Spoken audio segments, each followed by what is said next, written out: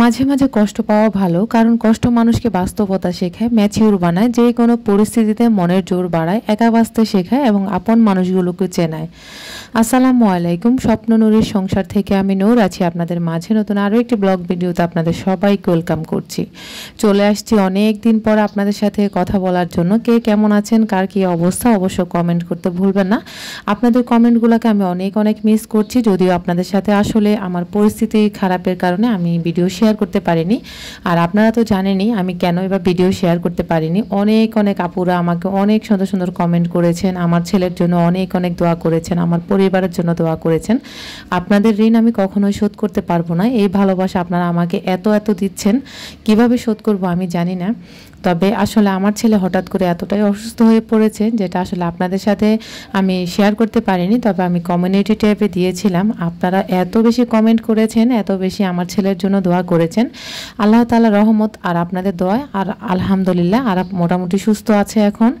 আর ও আসলে এতটাই অসুস্থ হয়ে গিয়েছিল, ওকে হসপিটালে ভর্তি করাতেই হয়েছে। আমি তো ওকে মেডিসিন খাওয়াচ্ছিলাম। পরবর্তী সময় আসলে 3 দিনের মাথায় হচ্ছে তীব্র ব্যথা বেড়ে গেছে, মানে এতটাই ব্যথা যেখানে আর মানে টিকা যাচ্ছে না ঘরে। পরে আমি হচ্ছে ইমার্জেন্সিভাবে ডাক্তারের কাছে নিয়ে যাই। সেখানে আসলে ডাক্তার পাওয়া যাচ্ছিল না। প্রায় 1-1.5 ঘন্টা আমি ওখানেই সময়টা নষ্ট করি। তারপর হচ্ছে স্যারকে পাওয়া যায়। তখন আমি লিফটের থেকে হচ্ছে স্যারকে ধরি যে স্যার যেই করে হোক আপনি আবদুল্লাহকে দেখতে হবে, কারণ আরাফের আসল নাম হচ্ছে আবদুল্লাহ। তো সে বলছে ঠিক আছে আপনি আবদুল্লাহকে নিয়ে ইমার্জেন্সিভাবে আমার চেম্বারে ঢুকেন, ফার্স্ট টাইম আমি ওকেই দেখব। তো প্রায় 1-1.5 রুগীর মাঝখানে আমি ফার্স্টে গিয়ে ওকে ইমার্জেন্সিভাবে দেখালাম, সাথে সাথে স্যারে হচ্ছে ওকে ভর্তি করিয়ে দিল। মানে এতটাই তীব্র ব্যথা ছিল যেটা দেখে স্যার নিজেও অবাক হয়ে গেছে। তো যাই হোক, এখন হচ্ছে ওকে হসপিটাল থেকে নিয়ে এসেছি, হসপিটালে রেখেছি 3 দিন। তো এখন হচ্ছে বাসায় আছে, আর বাসা হচ্ছে ওর হাতে ক্যানোলা লাগানো। ও হচ্ছে প্রতিদিন ওকে নিয়ে নিয়ে ইঞ্জেকশন দিয়ে আনতেছি। তো যাই হোক, আপনারা সবাই আমার ছেলের জন্য দোয়া করেছেন, আরাফের জন্য, আরফানের জন্য, আমার পরিবারের জন্য, সবার জন্য দোয়া করেছেন। আপনাদের কাছে আমি চিরকৃতজ্ঞ। তো আপনাদের দোয়ায় আবারও বলছি আমার আরাফ মাশাআল্লাহ এখন সুস্থ আছে। তবে এখনও ওর হচ্ছে ইঞ্জেকশন চলছে। ইঞ্জেকশনগুলো আসলে প্রতিদিন রাত 9টা বাজে দিয়ে আসতে হয় আর কি, হসপিটাল থেকে দিয়ে আসি। 2 হাতে এত বেশি ইঞ্জেকশন দিয়েছিল, আসলে ব্লাড নিয়েছিল, মানে দুটো হাতে হচ্ছে মানে একদম অবস্থা খারাপ হয়ে গেছে। মানে হচ্ছে এত বেশি ব্লাড নিয়েছিল। পরবর্তী সময় আমি বিরক্ত হয়ে গেছিলাম। পরে আমি সিস্টারকে নিষেধ করছি আপনারা আর ব্লাড নিয়েন না, ওকে আর কোনো ধরনের টেস্ট করানোর প্রয়োজন নাই, যেগুলো করেছেন সেগুলাতেই যথেষ্ট। ওর ট্রিটমেন্ট যদি আপনারা করতে পারেন তাহলে এভাবে করেন, আর এত ব্লাড নিয়ে আমার ছেলেটাকে আর কষ্ট দিয়েন না। পরবর্তী সময়ে সিস্টার আসলে এটা শুনেছে, সেও খুব আফসোস করেছে, কারণ হচ্ছে আরাফের শরীরের কি কন্ডিশন দেখে বুঝতে পেরেছে। এই যে হাতগুলা, এই হাতে, তারপরে ওই যে হাতের মাঝখানে মানে এত বেশি সুই ঢুকালো, আর এত 2বার ক্যানোলা করা হয়েছে। আমি দেখে আসলে এখন হয়তো আমি নর্মাল আছি, আপনাদের সাথে নর্মালভাবে কথা বলছি, কারণ আসলে আমার যে কীভাবে দিন কেটেছে, কীভাবে রাত কেটেছে সেটা শুধু আমিই জানি, আর আমার একমাত্র আল্লাহই জানে। কখনোই এই যতবারই হচ্ছে আমি যতবারই বিপদে পড়েছি ঢাকা শহরে, আমি কখনোই কাউকে পাশে পাইনি, শুধুমাত্র আমার হাজব্যান্ডকে আর হচ্ছে মহান রাব্বুল আলামিনকে পেয়েছি। এছাড়া আমি কখনোই কারো সাহায্য পাইনি। তো যাই হোক, ওইদিকে আর নাই যাই, ভীষণ কষ্ট মনের ভিতরে, কারণ ছেলেকে নিয়ে পাগলের মতো ঘুরেছি, একটা সপ্তাহ পাগলের মতো ছিলাম বাসায় এবং কি হসপিটালে। মানে কোথায় গেলে আমার ছেলেটা ভালো হবে, কোথায় গেলে মানে ওর কান্নাটা থামবে, এতটাই কান্না করেছিল। ওর গাড়ের থেকে মাথা প্রচণ্ড ব্যথা, আর হচ্ছে হাতে পায়ে ব্যথা সমানে, আর হচ্ছে জ্বর, মানে এতটাই জ্বর 100 আমার মনে হয় 3-4 হবে, এরকমই হচ্ছে জ্বর। আসলে জ্বরটা আমি মাপি নাই। তো যাই হোক, এরপর আবার হুজুরের কাছে যাচ্ছি আসছি, মসজিদের হুজুরের কাছে। আসলে কি এখানে কি কোনো জিনের সমস্যার কারণে এরকম হচ্ছে, নাকি আসলে কেনই বা হচ্ছে। আসলে মায়ের মন, মা বাবার মন সন্তানের জন্য যখন যেখানে ছুটে চলা যায় আর কি, যেভাবে সন্তান ভালো থাকে সেভাবে মা বাবা চেষ্টা করে যায়। তো সেই চেষ্টাটাই করেছি। আল্লাহ তাআলার রহমত ছিল, আপনাদের সবার অনেক অনেক দোয়া ছিল। তো আলহামদুলিল্লাহ এখন ও মোটামুটিভাবে সুস্থ আছে। তবে আসলে খুব টেনশানে আছি। আল্লাহ পাক কখনো এইভাবে একদম যদি নির্মূল করে দেয় এই অসুখটাকে, কারণ ওর এই তীব্র ব্যথাটা আমি দেখে মানে আমি আল্লাহ পাকের দরবারে বলছি, আল্লাহ কখনো আর এরকমভাবে আমাকে পরিস্থিতি স্বীকার করিও না। কারণ সন্তানের কষ্ট বাবা মার কাছে যে কতটা কষ্টদায়ক হয় সেটা নিজেই বুঝতে পারি। কারণ এ পর্যন্ত আরাফ হসপিটালে 3 বার ভর্তি হয়েছিল। তো গত 2 বার যদিও হচ্ছে ডায়রিয়ার কারণে ভর্তি হয়েছিল মহাখালীতে, আর এখন তো এই কারণেই ভর্তি হয়েছে। তা আসলে সব কিছু মিলিয়ে আলহামদুলিল্লাহ, আল্লাহ পাক যে ভালো রেখেছেন, সুস্থ রেখেছেন। এর থেকেও ভালো কিছু হতে পারতো, তবে আলহামদুলিল্লাহ এই পর্যন্ত আল্লাহ পাক সুস্থ রেখেছেন। আল্লাহ পাকের দরবারে লাখো কোটি শুকরিয়া আদায় করি।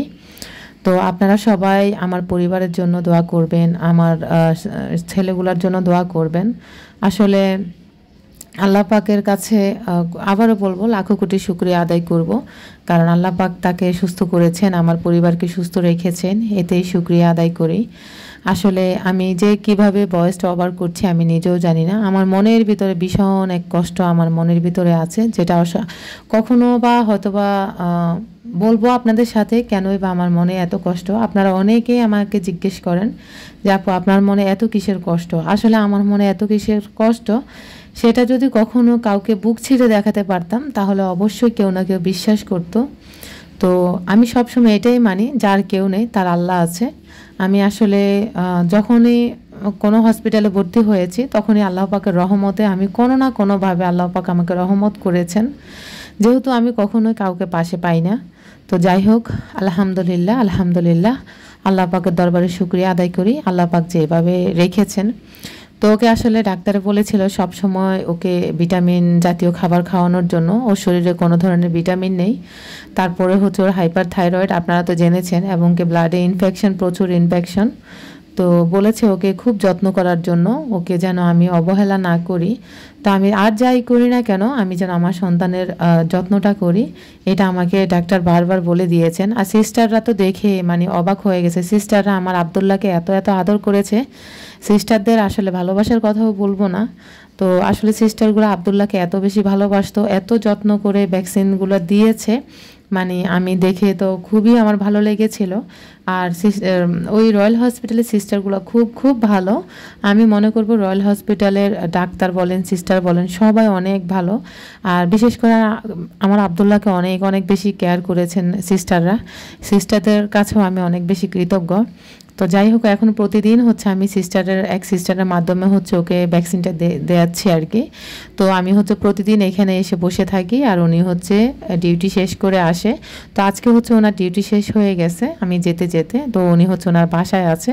তো বাসা থেকে চলে আসবে, আর উনি হচ্ছে থাকে 6 তলা কিংবা 7 তলাতেই থাকে। তো আমাদেরকে বসতে বলছে, আমরা হচ্ছে এখানে ওয়েটিং রুমে বসে আছি। তো আরাফ তো মাশাল্লাহ প্রথমে কিন্তু আসতে চাইতো না, হসপিটালের নাম শুনলে কান্নাকাটি করতো। এখন কিন্তু একদম সিস্টারদের সাথে মিশে গেছে, মনে হয় যে ওর একদম কাছের কেউ, নিজের কোনো মানুষ, এরকম করে সিস্টারদের সাথে আচরণ করে, খুব হাসি খুশি থাকে। আপনারা হয়তো দেখে বুঝতে পারছেন সিস্টারের সাথে সুন্দর সুন্দর কথা বলছে, আর হচ্ছে খুব হাসি খুশি আছে আমার ছেলে। তো সবাইকে বলবো, আবারও বলবো, আসলে আপনারা দোয়া করবেন, এছাড়া আমি আর আসলে কী বা বলবো। তো আজকে হচ্ছে ওর ক্যানোলাটাও খুলে দিয়েছে, আজকে হচ্ছে ওর ভ্যাকসিন শেষ, সবগুলো ভ্যাকসিন শেষ হয়ে গেছে। তো আল্লাহ পাক যদি ওকে সুস্থ রাখে, ভালো রাখে, এটাই হচ্ছে আল্লাহ পাকের কাছে চাওয়া।